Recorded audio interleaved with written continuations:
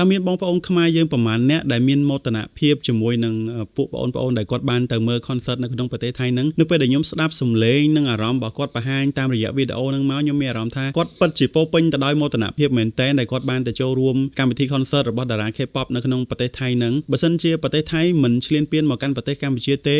ប្រជាជនខ្មែររបស់យើងទាំងអស់មិនមានអារម្មណ៍ថារើសអើងប្រទេសហ្នឹងទេប៉ុន្តែបងប្អូនមានឃើញទង្វើរបស់គេបានធ្វើដាក់ប្រជាជនរបស់យើងនៅតាមជ័យដែរអត់បងប្អូនមានទាំងសំឡេងផងអីផងរំខានទៅដល់កូនក្មេង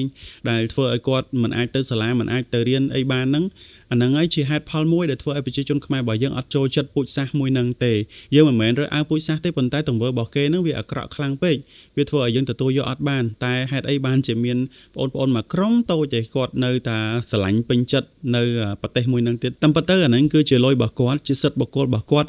ស្រឡាញ់ idol ណាជារឿងរបស់គាត់អានេះជាសិទ្ធិផ្ទាល់ខ្លួនទេប៉ុន្តែខ្ញុំគិតថាប្រហែលជាពួកគាត់ភ្លេចបាត់ហើយថាគាត់មានឈាមចូលជាជនជាតិខ្មែរដែលប្រជាជនខ្មែរទាំងអស់កំពុងតែរងការឈឺចាប់ជាមួយនឹងបញ្ហាឈ្លានពាននៅតាមបន្ទាត់ព្រំដែនហ្នឹងហើយប្រកបនៅតែធ្វើរឿងបែបហ្នឹងទៀតបងប្អូនបើយើងប្រៀបធៀបទៅប្រៀបដូចជា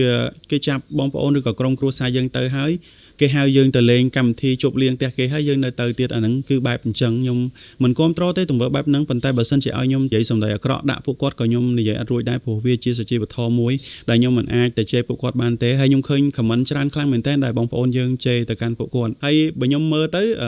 មូលហេតុដែលអ្នករៀបចំកម្មវិធីហ្នឹងគេទាញយកជនជាតិខ្មែរយើងឡើងទៅលើឆាកហ្នឹងប្រហែលជាគេមានបំណងអីហើយមិនមែនចេះតែសុកគេទាញយើងឡើងទេព្រោះថានៅពេលដែលយើងទិញសម្បត្តិចូលរួមនោះយើងត្រូវមាន passport ឬក៏អត្តសញ្ញាណប័ណ្ណអីអញ្ចឹងបានធ្វើឲ្យពួកគេនោះបានដឹងថាយើងគឺជាជនជាតិខ្មែរហើយវីដេអូរបស់ខ្ញុំចង់និយាយតែប៉ុណ្្នឹងទេបងប្អូនដោយសារតែខ្ញុំអត់ចេះជេរបើនិយាយទៅតាមកំហឹងគឺយើង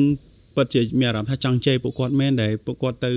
សបាយបែបហ្នឹងទាំងដែលទៅហ៊ានកម្ពុជារបស់យើង18នាក់ខាងភាគីថៃគឺមិនទាន់ដោះលែងមកវិញទេបានន័យថាប្រទេសទាំងពីរគឺកំពុងតែនៅមានអារម្មណ៍អត់ល្អជាមួយគ្នាទាំងប្រជាជនទាំងថ្នាក់លើអីនេះគឺនៅមានអារម្មណ៍បែបហ្នឹងប៉ុន្តែហេតុអីបានជាបងប្អូនហ្នឹងគាត់ឆាប់ភ្លេចខ្លាំងម្ល៉េះហើយគាត់ទៅចូលរួមកម្មវិធីហ្នឹងទៀតបងប្អូនខ្ញុំអត់ចង់និយាយអីវែងឆ្ងាយទាក់ទងទៅនឹងកម្មវិធីហ្នឹងទេខ្ញុំដឹងព័ត៌មានហ្នឹងដែរប៉ុន្តែខ្ញុំសូមបញ្ចប់វីដេអូត្រឹមប៉ុណ្្នឹងអរគុណសម្រាប់បងប្អូនដែលចង់ទិញកាមេរ៉ាសម្រាប់ថតរូបនិងថតវីដេអូបងប្អូនអាចតាក់ទងទិញតាមរយៈហាងលក់កាមេរ៉ាល្អមែនដែលមានលេខទូរស័ព្ទ070 219 345